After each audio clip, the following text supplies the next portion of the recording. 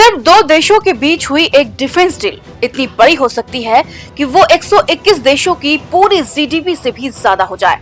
आज हम बात करेंगे उस डील की जिसने पूरी दुनिया का ध्यान खींचा है। अमेरिका और सऊदी अरब के बीच हुई 142 बिलियन डॉलर की डील। हाल ही में व्हाइट हाउस ने एक ऐसा ऐलान किया जिसने ग्लोबल पॉलिटिक्स और इकोनॉमी दोनों को हिला कर रख दिया।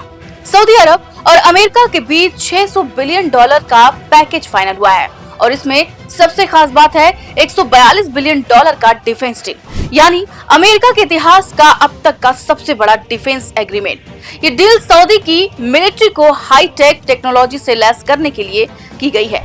हथियारों से लेकर मिसाइल डिफेंस सिस्टम और एडवांस कम्युनिकेशन सिस्टम तक सब कुछ शामिल है। अब सोचिए 142 बिलियन डॉलर कितनी बड़ी रकम होती है। ये रकम इतनी बड़ी है कि दुनिया के 121 देशों की पूरी जीडीपी भी इससे कम है। जी हाँ, सिर्फ एक डील, और वो भी इतने सारे देशों की इकोनॉमी से भी ज्यादा भारी। अब एक नजर डालते हैं दुनिया के टॉप 10 इकोनॉमिक्स पर, यानी जिनकी जीडीपी सबसे ज्यादा है। नंबर 1 पर है अमेरिका, जिसकी जीडीपी है करीब 27.60 ट्रिलियन डॉलर। उसके बाद आता है चीन 17.60 ट्रिलियन डॉलर। तीसरे नंबर पर जर्मनी 4.5 ट्रिलियन डॉलर, फिर जापान और फिर हमारा भारत 3.5 ट्रिलियन डॉलर। इसके बाद यूके, फ्रांस, इटली, ब्राजील और कनाडा का नाम आता है।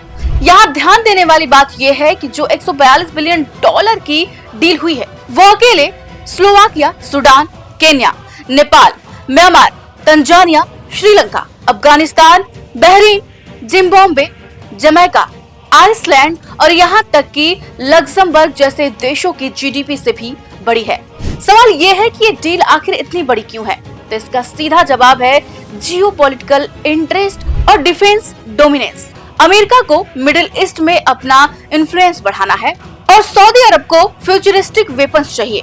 और इस डील के पीछे सिर्फ व्यापार नहीं बल्कि एक बहुत बड़ी रणनीति है ग्लोबल पावर बैलेंस को कंट्रोल करने की। ये सिर्फ एक डील नहीं है, ये दुनिया के बदलते समीकरणों का संकेत है। जहां एक ओर कुछ देश बेसिक जरूरतों के लिए संघर्ष कर रहे हैं, वहीं दूसरी ओर कुछ देश टेक्नोलॉजी और डिफेंस के दम पर पूरी दुनिया की दिशा तय कर रहे हैं। क्या आने वाले वक्त में भारत भी ऐसा मेगा डील्स का हिस्सा बनेगा, या हम सिर्फ इन्हें खबरों में ही पढ़ते रह जाएंगे? सोचिए, समझिए और अपने विचार कमेंट बॉक्स में जरूर बताइए। धन्यवाद।